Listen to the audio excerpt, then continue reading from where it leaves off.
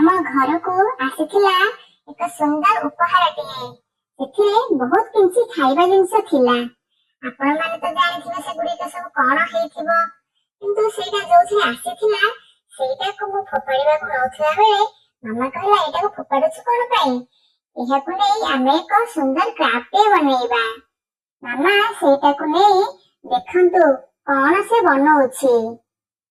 ମୋ ଘର କ୍ରାଫ୍ଟ ବନାଉଥିବା ବେଳେ ସେ ପୁଣି ମତେ ତାର ପିଲାବେଳର କଥା ସବୁ କହୁଥାଏ। ଗାଁରେ ସେତେବେଳେ ଅଧିକାଂଶ ଚାଳ ଘର ଥିଲା। ସେ ଯେତେବେଳେ ପାଠ ପଢୁଥିଲା ତାଙ୍କ ସ୍କୁଲରେ ଗୋଟେ କବିତା ପଢା ହଉଥିଲା। କବିତାଟିର ନାମ ହେଉଛି ଆମ ଘର।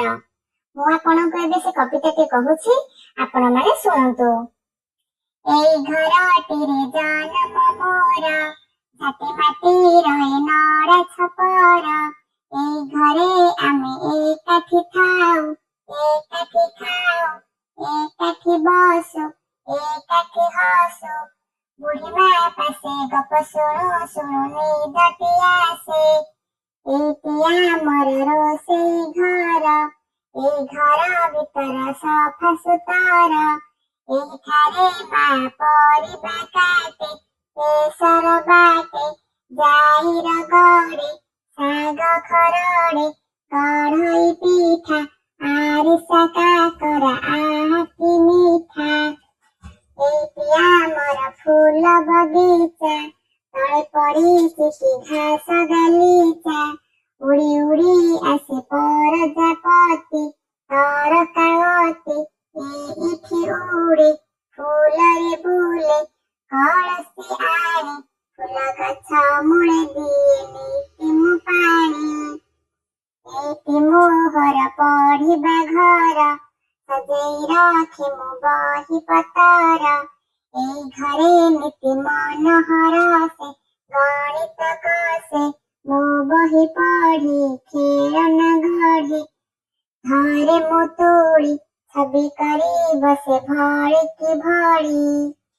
ଏଇଟି ଆମର ଟିକି ଗଡ଼ିଆ, କ୍ଷୀରି ପାଣି ତାର କେତେ ବଢ଼ିଆ। କେତେ ଗଛ ଥାଇ ଆଲୁଅ ଦିଶେ, ପାଣିରେ ମିଶେ, ବଗୁଲି ଆସେ, କୂଳରେ ବସେ, ଗଡ଼ିଶାଟିଏ ଚମକି ଦିଏ। ଥାଏ ମୁଁ ଥାଏ, ତାଳିଟିଏ ମାରି ପାଣିକୁ ଦିଏ, ଏକୁଳୁ ସେକୁଳୁ ପହଁରି ଯାଏ। ଏଇଠି ଘର ବଦଳି ଯିବ, ଝାଟି ମାଟି ରୂପ ଆଉ ନଥିବ। ଆମ ହାତେ ଯିବ ଛାତ ପାଲଟି, ଏଇ ଚାଳଟି ନିଆଁ ପାଣିର ଟୁଟିବ ଡର। ବିଜୁଳି ବତି ଘରକୁ କରିବ ଉଜ୍ଜ୍ୱଳ ଅତି।